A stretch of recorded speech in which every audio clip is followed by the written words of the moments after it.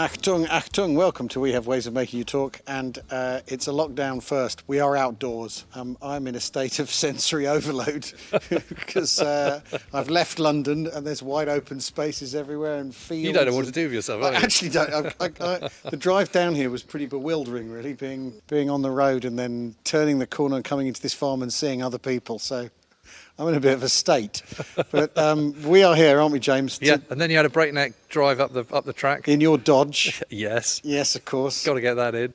Yeah, I mean, I think to have a preferred mode of transport that is olive drab is very strong, James. I think so. It's got a little bit of style, hasn't it? It has. And we've come into this sort of this area of barns, and there, parks up on the outside, is a T34. I mean, yeah, just sort of casually parked next to a trailer and a I don't know, a muck spreading. Yeah. A bit of farm machinery built by Isa Williams. It's quite something, isn't it? Yeah. Lurking. No, it really is.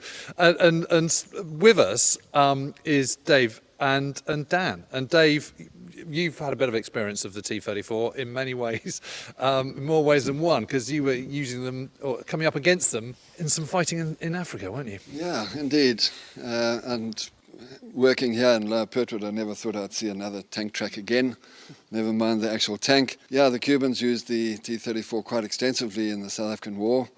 In Angola, they were driven by the Cubans, and it's actually quite scary being out there and seeing tank tracks for a start. I think it's even more scary hearing the tank when it does come.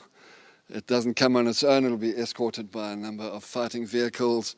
Will also be escorted by helicopters. So if you've got a bit of self-preservation in you, the best thing to do is to lie low. So yeah, it was used very effectively by the Cubans with the MPLA in the Angolan War. It's the interested listener is obviously going to know a lot more about the activities of the T-34 during World War II. Well, yeah, I mean, let's face it, it's the kind of, up there with the Tiger and the Sherman, it's the most famous tank of all, isn't it? I mean, it's in terms of kind of design and everything, it's probably the daddy, isn't it? And it sort of epitomises the Soviet approach to things. It's mass produced, it's rough and ready, it's not necessarily sophisticated, it's designed to be attrited. So to the tune of 44,000. 44,000 lost. 44,000 out of something like 100,000 made.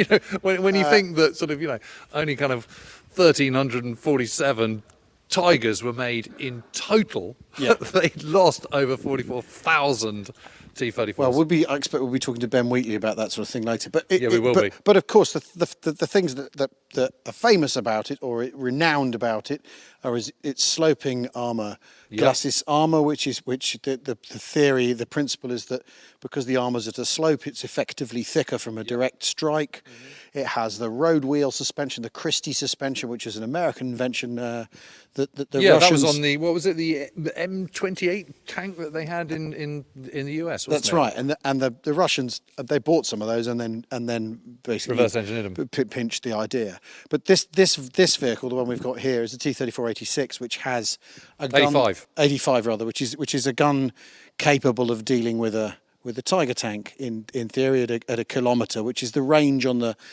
steppes that you really need to be able to engage German armour. Yeah. Because after all, with the gun it originally had, it couldn't do that, and so these got basically served up as Tiger food. I think it's something like 1 in 4 fatality rate in Russian tank crews. It may even be higher.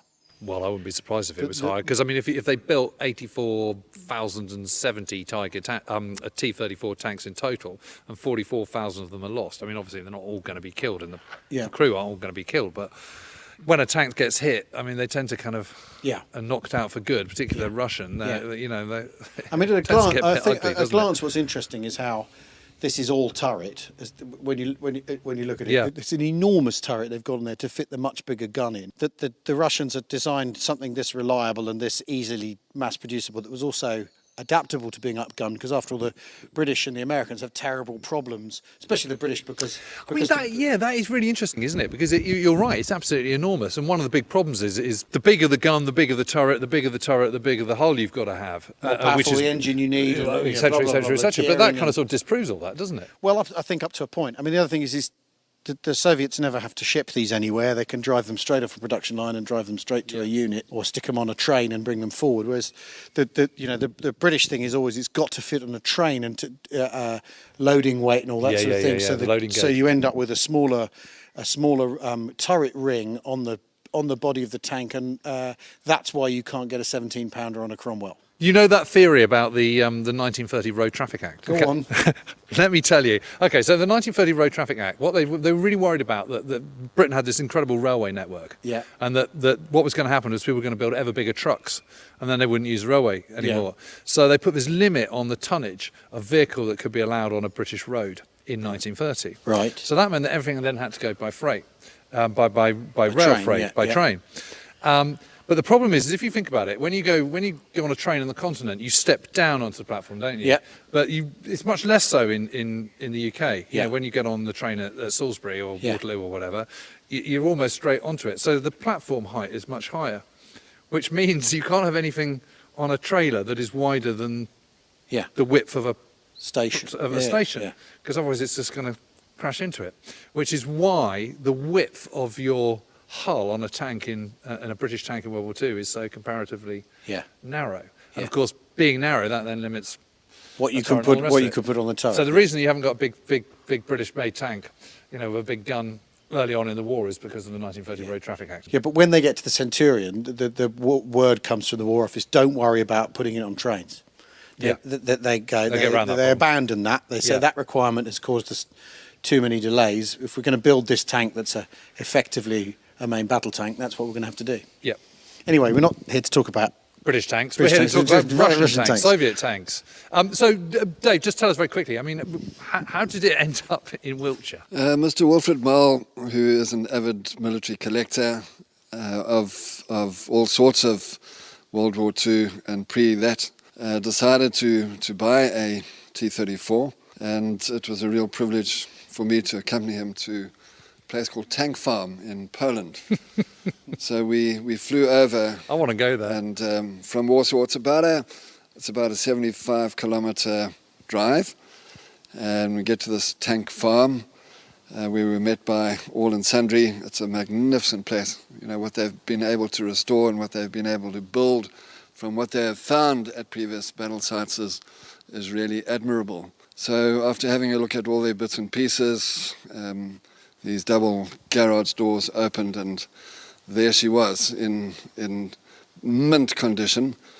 I don't know how long it had been taken to build it, but the next thing that happened was Wilfred was asked to drive it. So having ripped up a little bit of tarmac, which no one kind of really minded, he drove the tank in and out of Tank Farm, and once he was satisfied, I think it was about an hour or two after that we started to celebrate with a little bit of vodka. The next day we flew back. So after all the clearances had been given and all the shipping arrangement had been put into place, it came over by ship. And once landing in England, it went off to Bicester, where it was decommissioned. So it's all properly licensed and all those good things.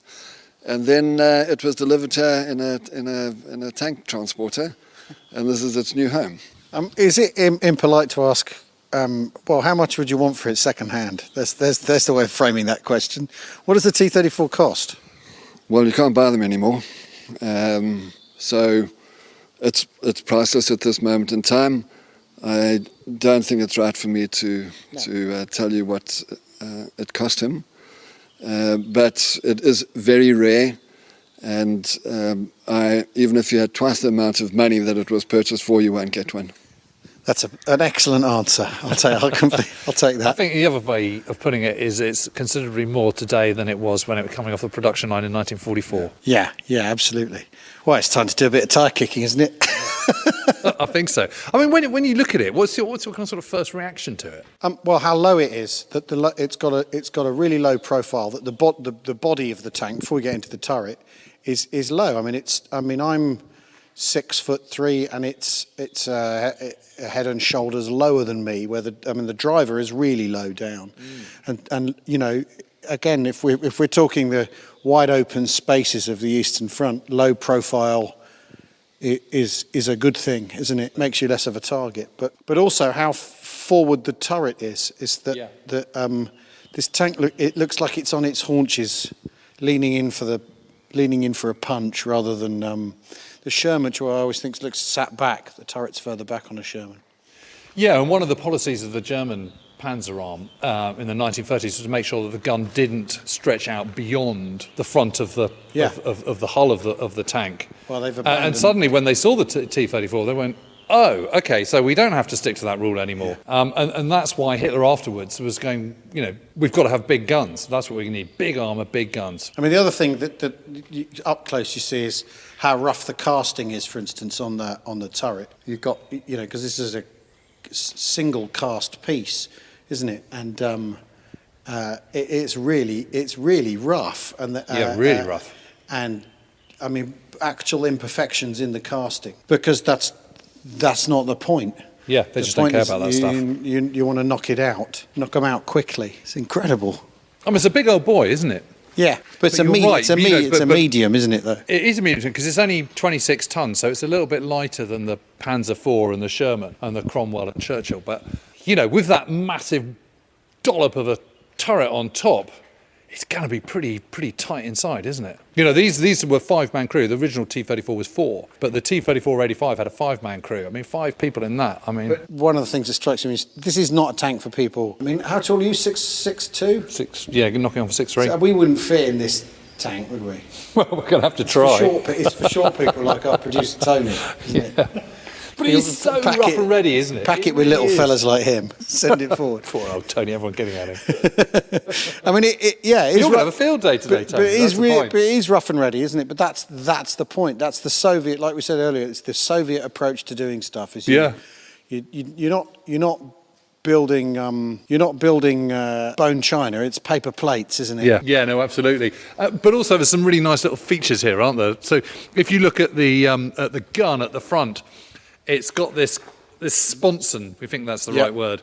It's just got 4 massive big bolts bolted on. So if you've got your spanner, you're fine. Yeah. I mean, it's all very kind of logical, isn't it? Well, it's form and function, isn't it? Yeah, form and function. That's the phrase. Let's ask someone who knows. So, Dan, you drive this, don't you? Yeah, it's a steep learning curve. When I came here, I literally turned up one morning and the owner of the farm said, "Meet me at such and such a gateway." So I met him at a gateway and he said, "I'm off," flagged down a red Arctic lorry. So I waited for the lorry to run up the hill and he didn't tell me there was a tank on the back. Then they had to flag down the lorry and then direct the chap into this barn.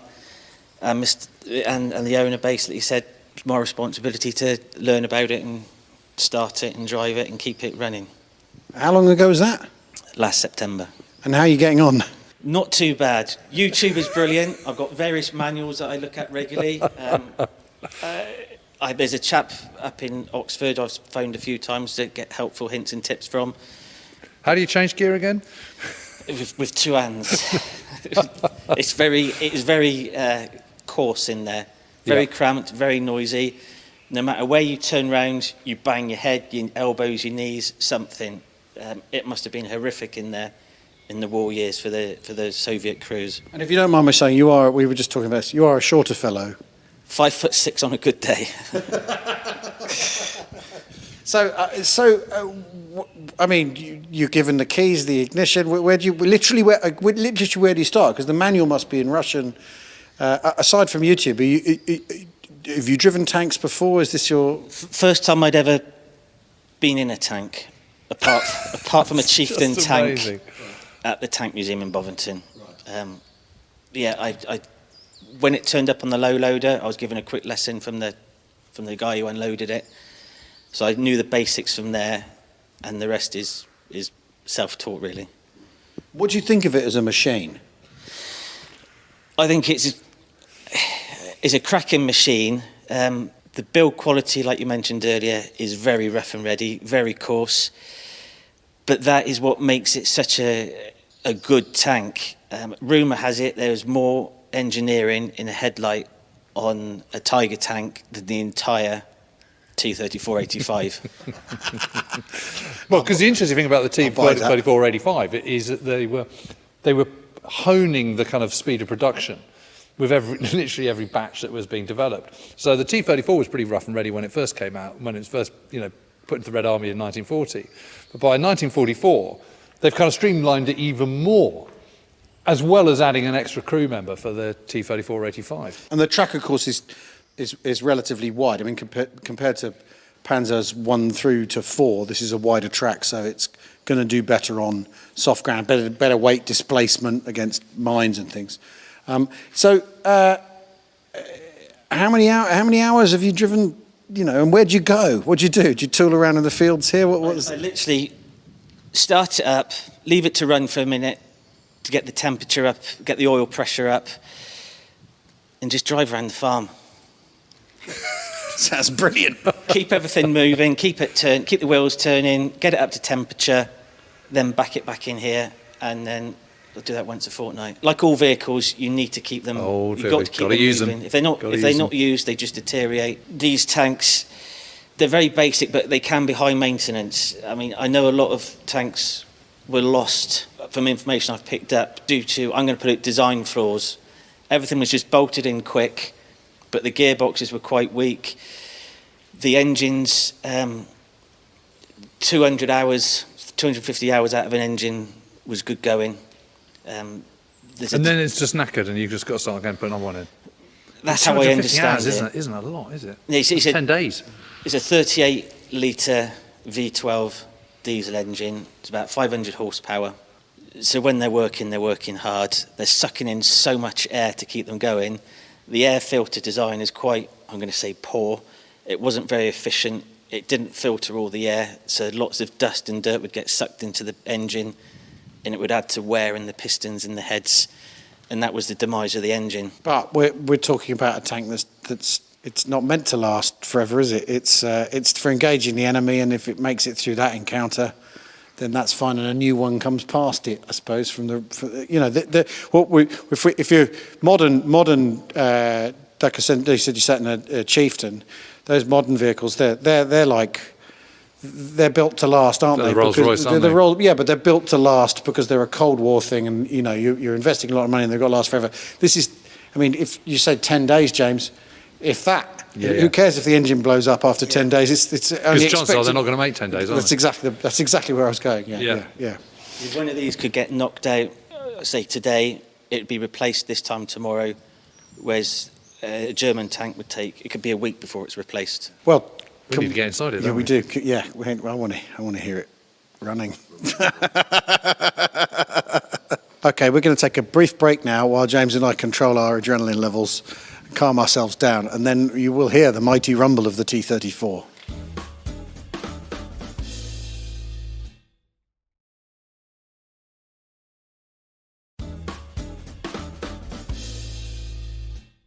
Welcome back to We Have Ways of Making You Talk. You join us. We not only left our homes for lockdown and wandered around the open countryside, we now decided to lock ourselves down inside the T34. You can probably hear from the ambience on the microphone that we are now inside the tank. I'm in the turret by the gun sight. James is the other side, and Dan is in the driver's compartment.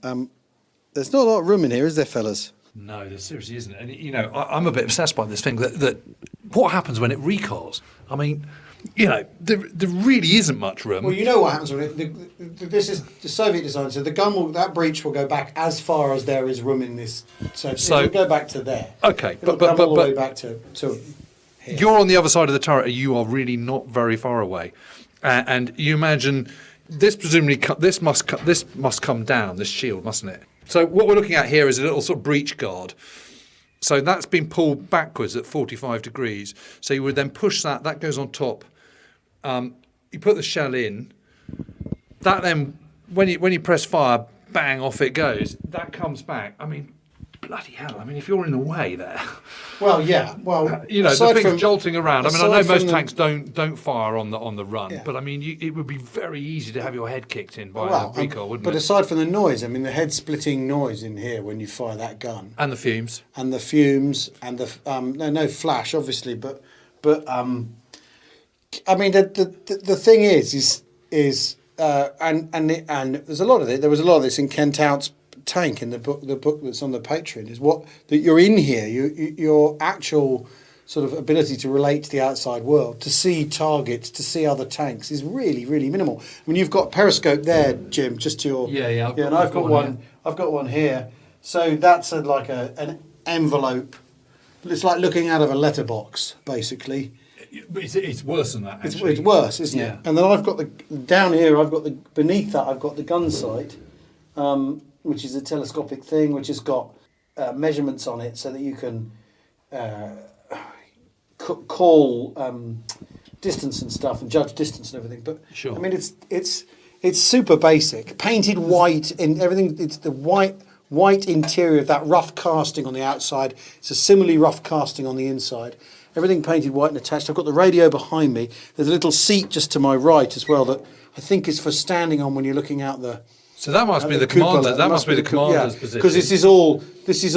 There's a load of optics around this turret hatch. This sort of fancy hatch, which has got its own periscope. Okay, so where's the loader? Am I on the loader side? I think you must be. It makes no sense to have the loader. I think I'm the aimer. I mean, okay, this is like the Jagd Panther because it makes no sense to have the loader on this side because most people are right-handed. All right, well, there we go. And then, presumably, Dan's in the driver's seat. He has actually got a seat, but there must have been a seat there as well on your right. There'd have been a seat here. There'd have been a 7.62mm machine gun through there, which could be removed and taken out into the field. But that's your 5 crew then. So you're the gunner. I'm the loader. There's the tank commander, and there's the. But that is really cramped. I mean, really cramped. It hasn't happened yet, but if someone broke wind in here, I mean, aside from everything else, that would be pretty unpleasant, wouldn't it? That would be unpleasant. And I should just point out that you were just taking the piss out of Tony a moment ago for being a little bit of a hobbit. No, and he's winning. He's still looking a bit cramped here. You've got your head at an angle, Tony. I mean, we're stood on. The other thing is we are stood on ammunition boxes, so.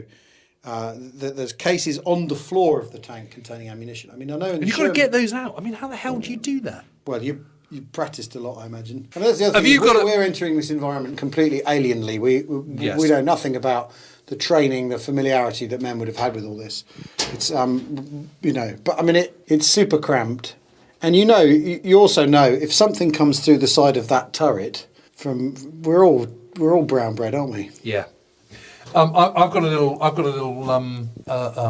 periscope here, or a viewing slit here. That really is a slit on the side of the turret. Yeah, that is actually smaller than the large envelope thing that they have at the post office. Yeah. I mean, it's really absolutely.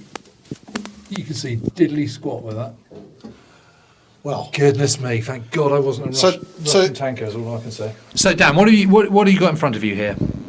Lots of writing in Cyrillic. Lots of Russian writing, which I'm still learning. The main ones I need to be interested in are the oil pressure, which is on the right-hand side. So we've got 3 dials, little round dials in a row, and the water temperature. Yep. And then the one on the side, speed, engine revs. Yep. And the one below that's the speedo. Speeds, and I believe that's. I don't know if that's. To be honest, I don't know if that is hours or kilometres. I'm guessing it's kilometres. It's how I understand it, it's a 24 volt system, but all the internal electrics for the communications and the interior lights are 12 volts. By my feet, we have a compressed air tank. Yes. I asked, when it was delivered, what that was for, and that is an alternative starting mechanism. So you've got your 2 steering levers here. Yeah. And I should add that they've got absolutely no frills on them at all. Whether when they came off the factory they actually had a grip around the top, I'm not sure, but they certainly don't have them now. You really need to be like Popeye to drive one of these. Everything is an effort and everything is just heavy, but you get used to it. Incredible. Yeah, it is really, really incredible. This environment is sort of plain enough, isn't it? But imagine on a sweltering hot summer day, with the engine going, how boiling hot it must be in here, and then in the opposite end of it in the winter, I suppose in the winter you're kept warm by the engine, so you're winning in that situation. Yeah, but Al, just think about all the fumes you're getting. Oh yeah, no, I know. I know. You'd never get it past health and safety in this day and age, James. You're right. It is very cramped in here, But on the flip side, I have sat in a Chieftain tank, and although the Chieftain tank is bigger, you've probably got, each person's got more manoeuvrability room in here than the Chieftain Yes, tank. it's a sort of open compartment, this, isn't it, by comparison. Sat in the Chieftain as well. In the Chieftain, you're in your seat, aren't you? And you've got everything around you that you need. You're in your space, and that's it.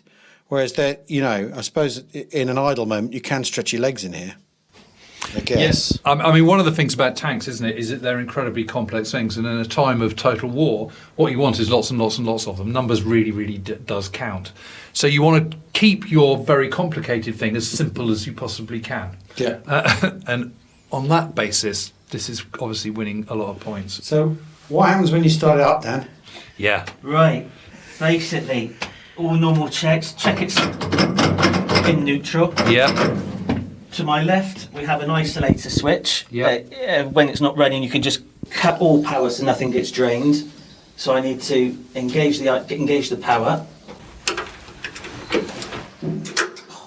Even that was a bit of an effort. Everything is stiff and big springs.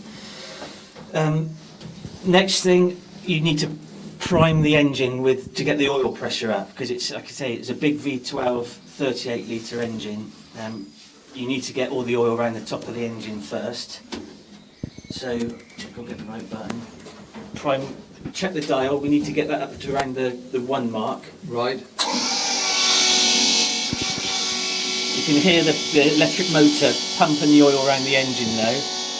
Oh yeah, the dial started. And the pressure's going up, the noise dulls. Yep. And now the main bit, I have another push button on onto my side, little red button, Yes. the go button. Yep. So You've got your hand throttle on your right. I'll bring the hand throttle to get about 3/4 of the way up, Yeah. to get it to roughly on the tick over mode. Yeah. Double check the oil pressure again.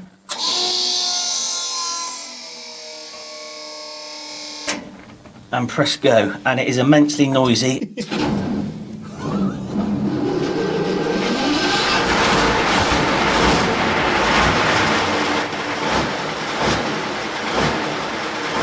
For the motherland!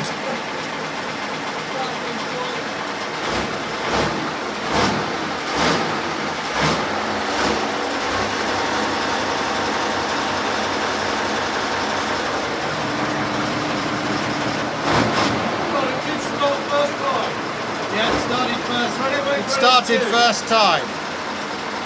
And we're off. Right, well, we've obviously we've put it in neutral and turned it off. Put the handbrake on. Yeah, I got a bit bashed about then. I'm not going to lie. I have a gnarly elbow as a result. I mean, that's the thing. Once it starts moving, there's no predicting what it's. This isn't a smooth ride with big soft shock absorbers, is it? There's no predicting which way you're going to end up, even though you're in the vehicle. I mean, I suppose if you're the driver, Dan, you know roughly where you might bang your head on next. I'm okay when I'm driving it because I'm sat in the seat and I've got my hands on the controls. If anyone's a passenger, like you said, they don't necessarily know when I'm going to turn left, and it's quite a sharp movement, so you get thrown to the side anyway, and then it's elbows, hips and heads. You've just got to hold tight. I mean, they did wear a sort of padded outfit, didn't they? Russian tankers, anyway. So they did. They had that sort of line padded jerkin thing, didn't they? Padded helmet. But I mean, I don't know. I was just watching you. I mean, sort of like two hands on just to get the whole oil pump going in the first place. We were at quite a lowish speed. I only got into second gear. Yeah. When you do get into top gear, the top speed is supposed to be about 45 kilometres an hour, but judging by the age of this, I would probably take 10 kilometres off that. Yeah. The steering does become lighter, I'd say. Faster you go. Yes, but then when you coast into a stop, then the steering virtually becomes non-existent. Yeah. So you have to really slow down gently, but keep the revs up because you need the revs to drive one track round. because in your coasting there's no drive power to actually turn. So yeah, this going fast is the easy bit. It's the slowing up and stopping is the hard bit. It's just brutal, isn't it? I mean, and also the other thing was within just a matter of moments of the engine being switched on, you could smell all the fumes starting to swirl around inside. For fans of diesel, it's your ideal environment. I mean, I thought, and the other thing we remarked on this as we climbed out, is it took us ages to get out, all elbows and knees and everything. I imagine getting out of one of these in a rush, you got more impetus to get you out because you don't want to like boil alive in a diesel and cordite fireball. But I mean, they're not easy to get out of, are they? No, not at all. Not at all. I mean, I suppose you've got that hatch as well, which we weren't using because there's 2 hatches at the top of the turret. Yeah. Could you get out of the driver's hatch? You probably could, couldn't you? I have been in and out a few times, but I'm not exactly huge, and it's quite cramped for me. And you have to be a bit of a contortionist to bend yourself in various positions to get yourself in and out anyway. And I dread to think what it'd be like going out the escape hatch in the floor. Well, that's if the tank's knocked over and all that sort of thing. I mean, if it's on its side, getting out's going to be all that more difficult, isn't it? I think that's our lunch arriving in the distance there. I noticed on the side of the tank here is there's some numbers sort of etched into the side of the turret. Do you know what those are, Dan? Yeah, I only found out recently, literally in the last week or so. I was doing some more reading on the tank, and although they're very rough and readily produced, they were checked off multiples of times, and it's a rudimentary quality control stamp. And all over the tank you will find these stamps bashed into the bodywork. So what do you think they're looking at there? They're sort of looking at, yes, it's a little bit rough, but I'll sign it off. This weld is dirty but strong. That's what it is. It looks robust. I mean, because the welding, I mean, at a glance, there's another one, T411611. The welding of the lid of the top of the turret to the main casting. I mean, and we'll be posting photos of this. Of some of this detail when we put this podcast out. That's a very, very rough weld. I mean, you'd not pass your GVNQ, would you, at technical college with a weld like that? That's terrible. Look at all the spoil on that. It's awful. This is extra fuel, or is it just for stowage? There's 8 fuel tanks in total. Yep. The 3 on the top hold around 270 litres, so the remaining fuel is kept on the 6 internal tanks. And there's basically a big stopcock tap inside the turret, and you just keep an eye on it, or the soldiers would have kept an eye on it, and just turn the valve around to the next tank when in operation. I'm absolutely gobsmacked by this. I really am. I mean, I knew they were going to be rudimentary, and I knew it was going to be crude, but this is, once you're inside it and the engine's going, all those fumes, it's something else, isn't it? But it's as an expression of culture. If the technology is an expression of culture, this is it, isn't it? This is the Soviet Union we're standing on, looking at here, and it worked. Deep battle. With deep battle, but also, and we talked about this before. Like, not really that bothered about how many of your own people cop it. Yeah, because you got more. Because you got more. There'll be more along. There'll be another shock army along in a minute. If you didn't like this shock army, there'll be another shock army along in a minute. But it is amazing, isn't it? You sort of think of those first sort of couple of months of Barbarossa, and they've overwhelmed some gargantuan number of 750,000 men. Yeah. And yet within another 6 weeks, they've got another 85 divisions formed or something. Yeah. I mean, it's just mind-numbing. Yeah, the numbers are incredible. The German reply to this, of course, is the Panther, which we've talked about before. Its complexity, its sort of highfalutin suspension. This is road wheels, dead simple Christie suspension. They take that with the Panther and do the interleaving wheels, and it's sort of overcomplicated and silly. So in a way, again, a representation looks great, but it's the representation of its culture that it comes from. Anyway, this is fantastic. Thank you so much, Dan, for thank you. Proper schoolboy thrills there. Well, amazing. Well, I think that's time for lunch. It's time for lunch. It's a beautiful sunny afternoon here in Wiltshire. Really is. You're just about coming to your senses, aren't you? It's too much green. I can't cope with all the bloody green. Thanks for listening, everyone. We'll see you soon. Cheerio. Bye bye.